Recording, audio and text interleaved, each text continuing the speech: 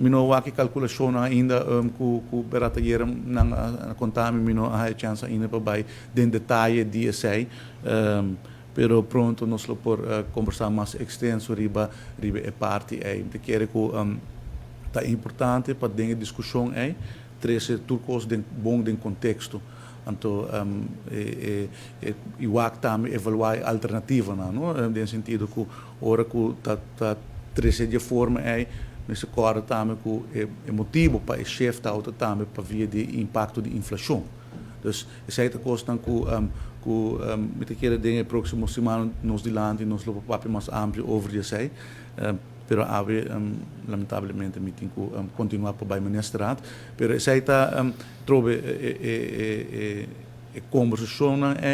crítica nossa escuta tour e me te quero me está pondo em contexto e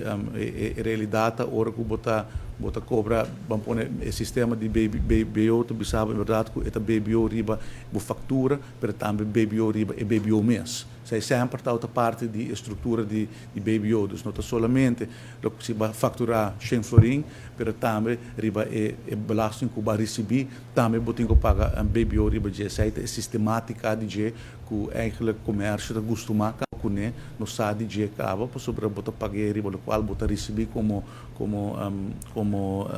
empresário. Dus nesse sentido não lo bem cambio adicional. Pero me te quero que saque um tópico que nós mister tópico de uma outra ocasião mais profundo sobre te quero setting aqui tá vamos pôr muito limita e tópico aqui tá requerir mais tempo para dialogar e tudo ponto não que tá relevante para por aí que também a decisão para ver se não tá vai aumentar a BBO com 1% que tá é motivo maneira de mencionar hoje tem que ter em consideração a diferença de impacto da inflação diferença da roupa grande então essa aí não tá com que tem que weg af também então em verdade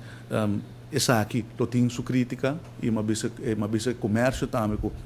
me te compreender que o tem crítica arriba aqui, pero bom de circunstâncias não que nós tem e tal em todo caso de meu conceito é melhor decisão e uma decisão prudente então que tem crítica se preferivelmente nós tampouco não aumentar a BBO dus essa está e não está share o pensamento pero tem diferentes argumentos não que tomar em consideração e nos qual nós temos evitar enfocar somente arriba ponto antes que repetir esses somente com diferente outro argumento que também está válido em discussão aqui.